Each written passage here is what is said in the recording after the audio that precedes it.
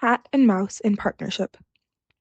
A certain cat had made the acquaintance of a mouse, and had said so much to her about the great love and friendship she felt for her, that at length the mouse agreed that they should live and keep house together.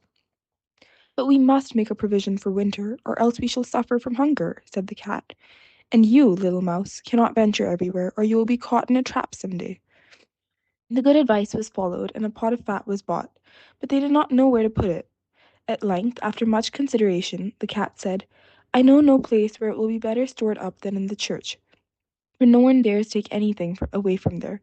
We will set it beneath the altar, and not touch it until we are really in need of it." So the pot was placed in safety, but it was not long before the cat had a great yearning for it, and said to the mouse, "I want to tell you something, little mouse. My cousin has brought a little son into the world, and has asked me to be godmother. He is white with brown spots, and I am to hold him over the font at the christening. Let me go out today, and you look after the house by yourself." "Yes, yes," answered the mouse, "by all means, go, and if you get anything very good, think of me. I should like a drop of sweet red christening wine too." All this, however, was untrue. The cat had no cousin, and had not been asked to be godmother. She went straight to the church, stole to the pot of fat, began to lick at it, and licked the top of the fat off. Then she took a walk upon the roofs of the town, looked out for opportunities, and then stretched herself in the sun and licked her lips whenever she thought of the pot of fat. And not until it was evening did she return home. "Well, here you are again," said the mouse. "No doubt you have had a merry day." "All went off well," answered the cat. "What name did they give the child?" "Top off," said the cat quite coolly. "Top off!" cried the mouse. "That is a very odd and uncommon name. Is it a usual one in your family?" "What does it matter?" said the cat. "It is no worse than Crumb Stealer, as your godchildren are called." Before long, the cat was seized by another fit of longing.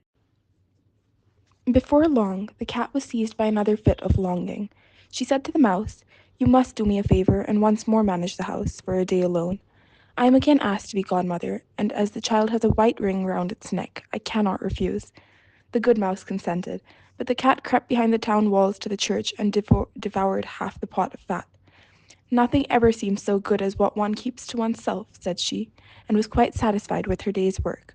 When she went home, the mouse inquired, "And what was this child christened?" "Half done," answered the cat. "Half done? What are you saying? I never heard the name in my life. I'll wager anything it is not in the calendar of saints." The cat's mouth soon began to water for some more licking. "All good things go in threes," said she. "I am asked to stand godmother again. The child is quite black, only it has white paws, but with that exception it has not a single white hair on its whole body. This only happens once every few years. You will let me go, won't you?"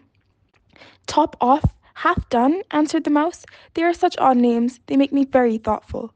"You sit at home," said the cat, "in your dark grey fur coat and long tail, and are filled with fancies. That's because you do not go out in the daytime."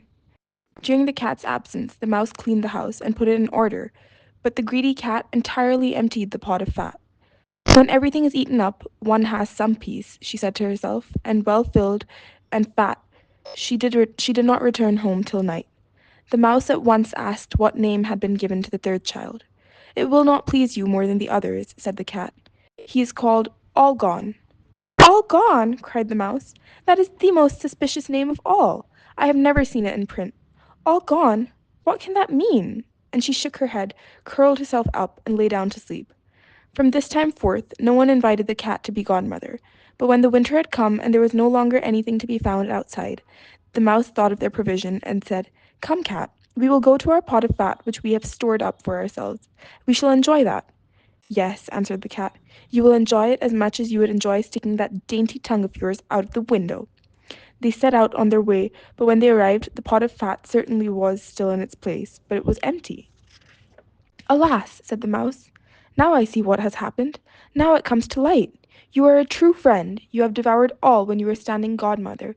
First top off, then half done, then—" "Will you hold your tongue?" cried the cat. "One more word, and I will eat you too." "All gone" was already on the poor mouse's lips. Scarcely had she spoken it before the cat sprang on her, seized her, and swallowed her down. And that is the way of the world. The end.